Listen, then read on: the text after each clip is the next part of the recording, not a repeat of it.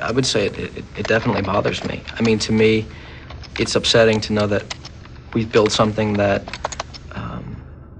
30 million people love and has so much potential, and the fact that it could be destroyed or could be lost is definitely upsetting.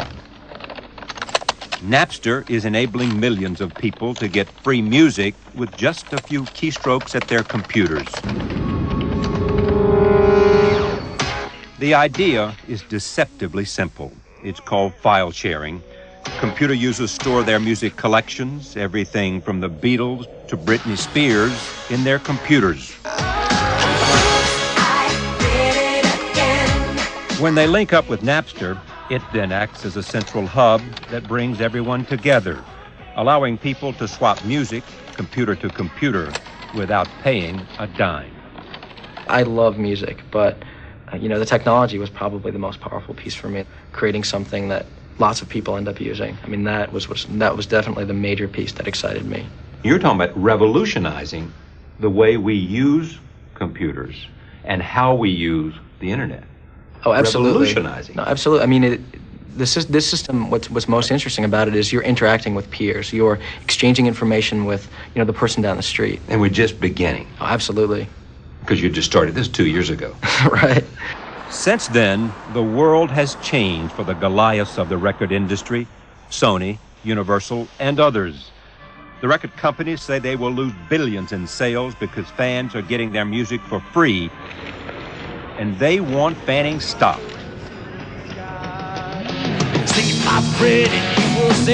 Musicians like Lars Ulrich of the rock band Metallica are suing too. He says that what's at stake is nothing less than the future of his business.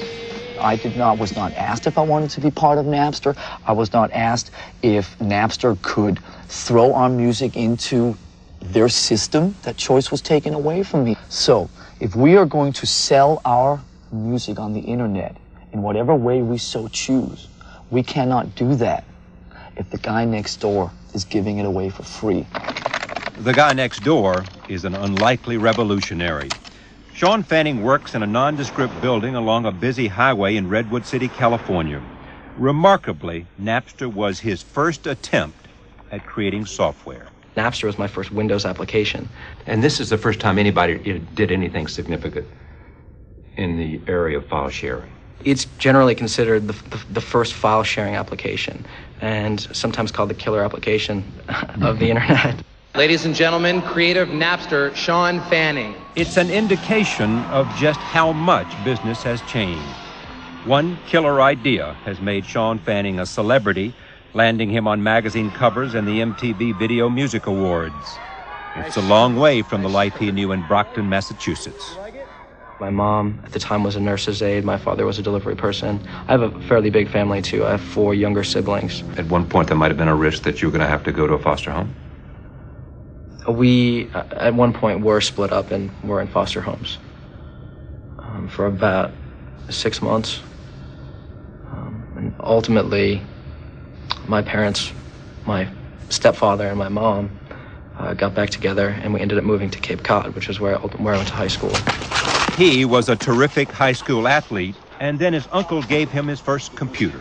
And when I received my computer, I just got completely sucked in. And so what happened was I started compromising my schoolwork. I quit all the sports I was playing and focused all of my energy on learning about software development. He entered Boston's Northeastern University just 2 years ago in the fall of 1998. After hearing his roommate complain about how difficult it was to find free music on the internet, Sean Fanning decided to find a way to change that. I just stopped going to school. I left my dorm room. I didn't tell any of my friends. I just stopped going. So I'm sure they were shocked when I stopped showing up. And I left all of my things at school. Well, why did you do that? Why not a letter to the... I knew that if I had told them what I was planning on doing, they would have convinced me not to do it, or they would have questioned my decision to leave. I was spending 2 or 3 days in a row sitting on a machine writing code. I'd pass out on the desk or on the floor. I mean, it was really just... From exhaustion. Yeah, absolutely. It was just a blur. Why do we call it Napster? In high school, playing basketball with a friend, doing the typical things you do when you play basketball. He was, talking trash, and he said my hair was nappy, and so I got. So you became the Napster. Right, I was really upset, and that's what happened. And Napster has grown into a phenomenon. The company employs about 50 people, most barely out of their teens. Fanning himself draws a modest salary and owns a small percentage of Napster. The rest belongs to investors who have poured millions into the company, even though it has yet to make any money. What attracts them is the fastest growing website in the history of the internet. Was there a moment that you said, this thing is just growing and growing and growing? At some point, the musicians or the record companies are going to get really mad at me.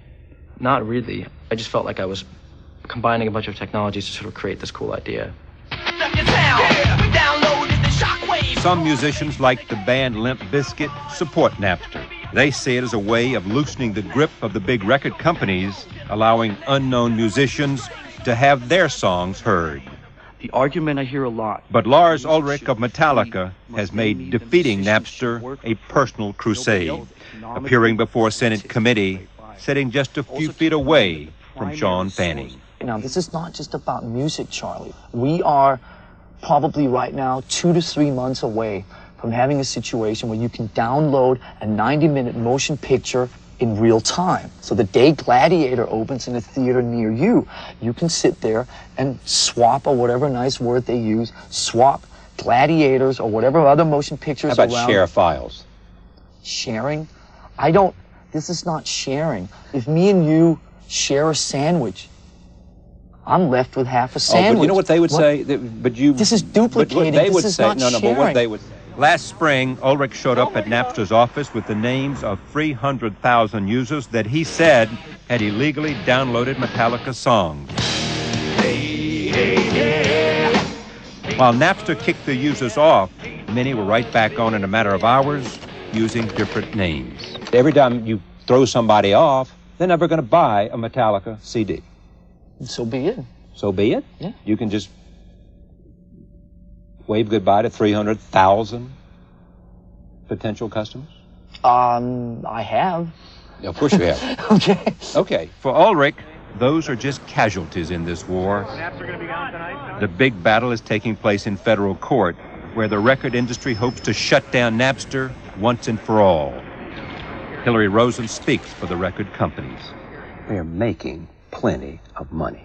CD sales are up. Things are going just fine for the record business. You know, Napster is trying to build a multi-billion-dollar business on the backs of creative investment. Let's not pretend that there's only one side in this element that's looking for money. This is for them about money. It's not about a consumer movement. It's about money for them. With the stakes so high, Sean Fanning and Napster have hired a big gun of their own. He is David Boies, the lawyer who led the government's antitrust case against Microsoft. If Napster loses and a court says, stop it, what damage is done? First, the ability of millions, tens of millions of people to have access to music that they're entirely legitimately entitled to have access to has been stopped. No, it isn't. They can go to the CD store and buy it today, tomorrow, the next day. But the law says they don't have to buy to sample. What the law says is that individual consumers have a right to share. What Napster users do, says Boies, is no different than using a photocopier or a VCR. The way he sees it, the record industry should be embracing Napster and the people it serves. This isn't about the music consumer. It's all about the music consumer. This is That's about who whether uses or it. not Napster is going to make their billions. It's Give not me a about break. that. They're It's buying all- their line, hook, line, and sinker. This is a case that the record industry can't win. If they shut down Napster today in the United States, it pops up in a different country, totally outside their control. You can't stop worldwide technology. If the industry thinks Sean Fanning is a revolutionary, just wait until they see Ian Clark. He is more like an anarchist. Clark created Freenet, a file-sharing system that, unlike Napster, is impossible to shut down. If somebody put a gun to my head and said, Ian, you must shut down this system, I would quite honestly have to say that is impossible. Now, why can't you do it? In order to shut it down, you would need to shut down every single computer running our software in the world. And at the moment, we guess that there's probably about 70,000 people, and that's growing all the time. And what do you expect it might be if you have your way in 5 years? Millions. The 23-year-old Clark designed Freenet in the bedroom of his London townhouse. The internet, he says, has changed everything and made copyright obsolete. And you don't care what damage it does for record companies, movie studios, book publishers. They are the middlemen. If you make a living selling water in the desert and suddenly it starts to rain, you've just got to live with that. You've got to, I don't know, make umbrellas or something. Sean Fanning doesn't go that far. He wants to make peace with the recording industry, not force it to change. But change may be inevitable. Fanning's revolution has many foot soldiers, other kids in baseball caps, who are out to change the world one keystroke at a time. It's more powerful than anything that I've ever felt. It's an inspiration that I really can't control. And so I found that with Napster. And you didn't go looking for it. It just happened.